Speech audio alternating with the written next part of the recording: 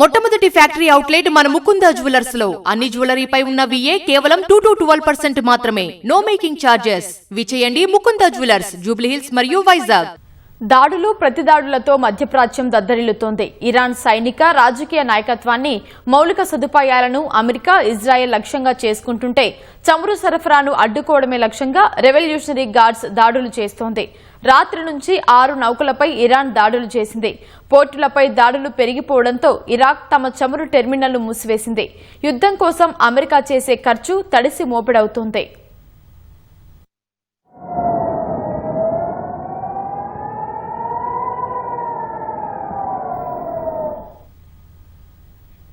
Israel మధ్యప్రాచ్యంలోని America సైనిక స్థావరాలపై operation true promise 4లో భాగంగా 40వ విడత దాడులు నిర్వహించినట్లు ఇరాన్ గురువారం ప్రకటించింది.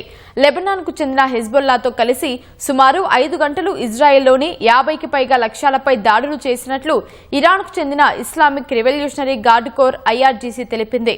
జోర్డాన్, సౌదీ అరేబియాలో అమెరికా సైనిక స్థావరాలను లక్ష్యంగా చేసుకున్నట్లు వివరించింది. లెబనాన్ సాయుధ సంస్థ హిజ్బుల్లా రాత్రి ఇజ్రాయెల్ పట్టణాలు, సైనిక స్థావరాలపై వరుస దాడులు చేసింది. ఉత్తర ఇజ్రాయెల్లోని యారా బ్యారక్స్, టెల్ అవీవ్ సమీపంలోని గ్లిలాడ్ బేస్, హైఫా సమీపంలోని అట్లిత్ బేస్లపై డ్రోన్లు, క్షిపణులతో దాడులు చేసినట్లు పేర్కొంది. దక్షిణ లెబనాన్లోని ఇజ్రాయెల్ సైనికులపై దాడి చేశామని మెరాన్ ఎయిర్ కంట్రోల్ బేస్లోని ఒక రాడార్ను ధ్వంసం చేసినట్లు వెల్లడించింది. ఇరాన్ లెబనాన్ నుంచి దూసుకొచ్చిన క్షిపణులతో తెల్లవారుజామున సెంట్రల్, సదరన్ ఇజ్రాయెల్, జెరూసలేంలో హెచ్చరిక సైరన్లు మోగాయి. జెరూసలేంలో క్షిపణులను అడ్డుకుంటున్న దృశ్యాలు, పేలుళ్ల శబ్దాలు వినిపించాయి. రాత్రంతా టెహ్రాన్, పశ్చిమ ఇరాన్ను లక్ష్యంగా చేసుకుని వైమానిక దాడులు చేసినట్లు ఇజ్రాయెల్ డిఫెన్స్ ఫోర్సెస్ ఐడీఎఫ్ తెలిపింది.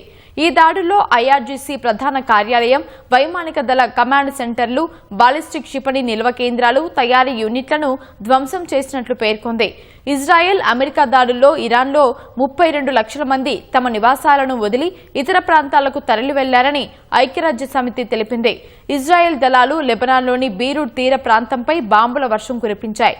ఈ దాడిలో కనీసం 8 మంది మరణించగా 31 మంది గాయపడ్డారు.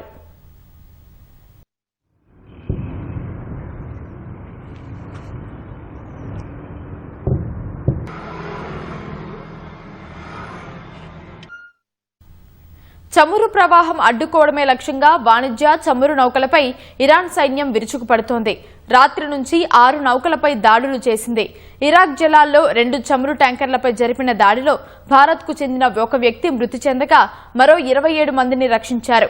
ఈ దాడితో ఇరాక్ తన చమురు టెర్మినళ్లలో కార్యకలాపాలు పూర్తిగా నిలిపివేసింది. యూకే మ్యారిటైమ్ ఏజెన్సీ సమాచారం ప్రకారం యుఏఈలోని జబెల్ అలీ తీరంలో మరో కంటైనర్ నౌకపై క్షిపణి దాడి జరగ్గా స్వల్పంగా మంటలు చెలరేగాయి. హోర్ముజ్ జలసంధిలో తాయి జెండాతో ప్రయాణిస్తున్న మయూరి నారీ నౌకపై ఐఆర్జీసీ దాడి చేసింది. ఈ ఘటనలో 3 సిబ్బంది ఇంజిన్ రూంలో చిక్కుకుపోయి ఉంటారని భావిస్తున్నారు. తమ హెచ్చరికలను నౌక పట్టించుకోకపోవడం వల్లే దాడి చేశామని ఇరాన్ సమర్థించుకుంది. హోర్ముజ్ జలసంధి సమీపంలో తమ నౌక దెబ్బతిందని జర్మనీకి చెందిన షిప్పింగ్ కంపెనీ హపాగ్ తలాయిన్ తెలిపింది. ప్రోయెస్టైల్ శిథిలాలు పడి నౌకలో మంటలు చెలరేగాయని వెల్లడించింది. ఇక నుంచి గల్ఫ్ దేశాలకు కార్గో బుకింగ్స్ ను నిలిపివేస్తున్నట్లు వివరించింది.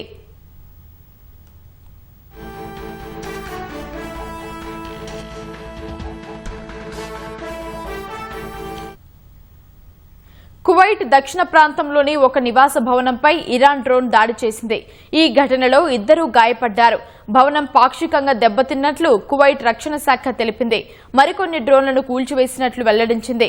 దుబాయ్లో డ్రోన్ కారణంగా తలెత్తిన మంటలను అదుపు చేసినట్లు అధికారులు తెలిపారు.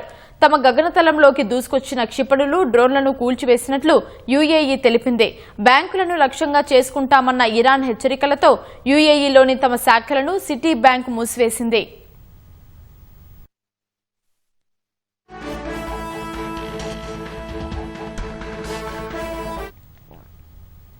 ఇరాన్ దాడులతో జోర్డాన్లోని అన్ని నగరాల్లో ప్రమాద హెచ్చరిక సైరన్లు మోగాయి. తమ దేశంలోని షైబా చమురు క్షేత్రం, దౌత్య కార్యాలయాలు ఉన్న ప్రాంతం లక్ష్యంగా దూసుకొచ్చిన 18 డ్రోన్లు కూల్చివేసినట్లు సౌదీ అరేబియా ప్రకటించింది.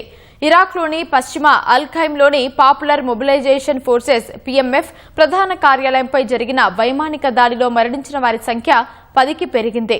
ఇరాక్లోని అమెరికా సైనిక స్థావరాలపై తాము 7 దాడులు చేశామని ఇరాకీ సాయుధ గ్రూప్ సరయా అవ్లియా అల్ దమ్ ప్రకటించింది.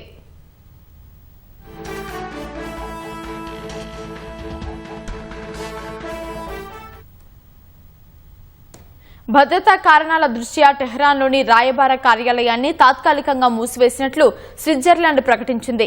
యుద్ధం ప్రారంభమైన మొదటి 6 రోజుల్లోనే అమెరికాకు సుమారు 94,000 కోట్లు ఖర్చు అయినట్లు పెంటగాన్ అంచనా వేసింది. ఇది కేవలం ప్రాథమిక అంచనా మాత్రమేనని, అసలు ఖర్చు ఇంకా ఎక్కువగా ఉంటుందని సమాచారం.